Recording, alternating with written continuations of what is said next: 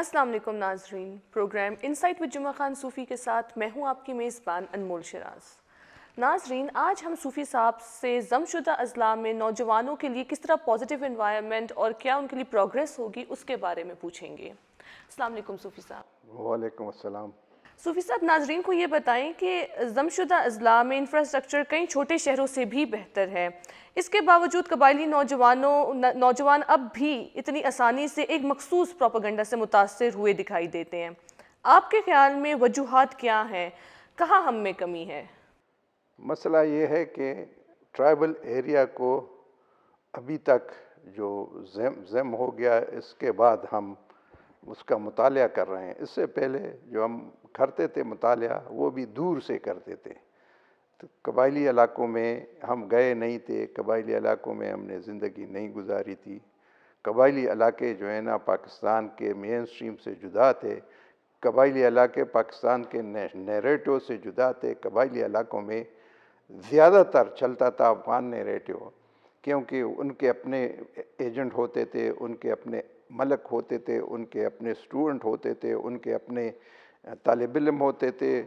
تو اور پھر یہ قبائلی علاقوں کا ایک تاریخی جائزہ کسی نے ابھی تک پیش نہیں کیا ہے۔ تاریخ بتا دی ہے کہ 19ویں صدی اور 20ویں صدی میں قبائلی علاقے وہ جو کولڈ وار روسی اور انگریزوں کے درمیان، روسی اور پھر سوویت یونین اور پھر انگریزوں کے درمیان چل رہی تھی، اس میں سب سے بڑا فیکٹر جو تھا نا ہمارے قبائلی علاقے تھے۔ وہ کولڈ وار میں تو انگریزوں نے اور روسیوں نے کوشش کی کہ افغانستان کو ایک بفر کے طور پر پیش کرے، لیکن انگریز اور زیادہ سینسٹیو تھے، انہوں نے ایک قبائلی علاقوں کا ایک اور بفر بنایا، یعنی سیکنڈ بفر انہوں نے بنایا، اس لیے کہ روسی پیش رفت کا، ممکنہ پیش رفت کا سدباب کیا جائے۔ اس کے لیے قبائلی علاقے تمدن سے دور تھے، ترقی سے دور تھے، تعلیم سے دور تھے قبائلی علاقوں میں، لیکن انہوں نے ایک قبائلی ایلیٹ پیدا کیا بیچ میں، قبائلی ملکہ کا، یا وہ تعلیم یافتہ قبائلی جو تو رہتے تھے سیٹل ایریا میں، یعنی بندوبستی ایریا میں رہتے تھے، لیکن جو مراعات اور جو اپنے قبیلے کے نام سے، قبائلی علاقوں کے نام سے جو مراعات ملتی تھی، وہ وہی کھاتے تھے، وہی اس سے استفادہ کرتے تھے جو رہتے تھے شہروں میں۔ تو عام قبائلی کو وہ چیز نہیں پہنچ سکتی تھی، وہ مطلب ہے کہ وہ مراعات جو تھی وہ نہیں پہنچ سکتی تھی۔ قبائلی علاقوں کی عوام کی زندگی بہت پسماندہ تھی، اور ایسی پسماندہ تھی کہ اس میں وہ سڑکیں نہیں چھوڑتے تھے۔ افغانستان بھی کوشش کرتا تھا کہ قبائلی علاقوں میں وہ ان کے خیال میں انگریزوں کے باقی ماندہ ایجنٹوں کے جو ترقیاتی کام ہیں ان کو سدباب کے لیے وہ بھی لوگوں کو ہم اکساتے تھے۔ تو قبائلی علاقے بہت دور رہے۔ اب پھر یہ کہ کولڈ وار کے زمانے میں قبائلی علاقے جو ہے نا وہ جنگی حکمت عملی کا دونوں طرف سے مرکز رہے ہیں۔ قبائلی علاقوں میں اگر تاریخ میں جائے، Italian second world war, first Italian آئے ہیں، انہوں نے اپنے ایجنٹ تربیت کیے، جرمن آئے ہیں، انہوں نے اپنے ایجنٹ کیے ہیں، روسی آئے ہیں، روسیوں نے اپنے ایجنٹ تربیت کیے ہیں، پھر روسیوں کے بعد کمیونسٹوں نے بھی وہی کام کیا ہے دوسرے شکل میں۔ تو قبائلی علاقے میں ہمیشہ کوشش ہو رہی ہے کہ قبائلی علاقوں کو پسماندہ رکھے، قبائلی علاقوں کو ایک جنگی حکمت عملی کے طور پر استعمال کرے، اور قبائلی عوام کو ماڈرن دنیا کی ثمرات نہ پہنچ پائے۔ بات رہی یہ جو نئی ڈیولپمنٹ، یہ ہے کہ یہ 2018 کے بعد یہ علاقے خوش قسمتی سے یہ بندوبستی علاقے کا حصہ بن گئے، پاکستان کے بندوبستی علاقوں کا حصہ بن گئے اور پاکستان کے آئین کے تحت آ گئے، لیکن انفراسٹرکچر تو ابھی بھی بنا ہے۔ وہ تو بہت وہ جو 2-3 سال میں آپ انفراسٹرکچر بنائیں، اسکول تعمیر کریں، اس کا اثر اتنا جلدی نہیں ہو سکتا۔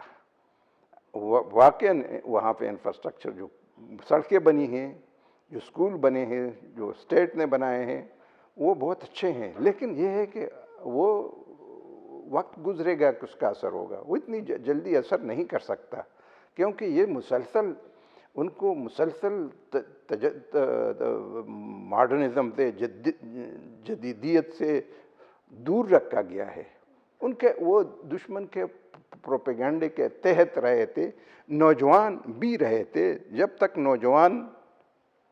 تک تعلیم عام نہیں ہو جاتی، جب تک صحت کے انسٹیٹیوشن نہیں بنتے، جب تک وہاں پہ کاروبار نہیں، ماڈرن کاروبار نہیں ہو جاتا، جب تک وہاں پہ لوگوں کو روزگار کے مواقع میسر نہیں آتے، اس وقت تک قبائلی علاقوں میں اس ٹرانزیشن کی دور میں یہ مسئلے رہیں گے۔ اس کے لیے ہمیں صبر آزما ایک جدوجہد کی ضرورت رہے گی۔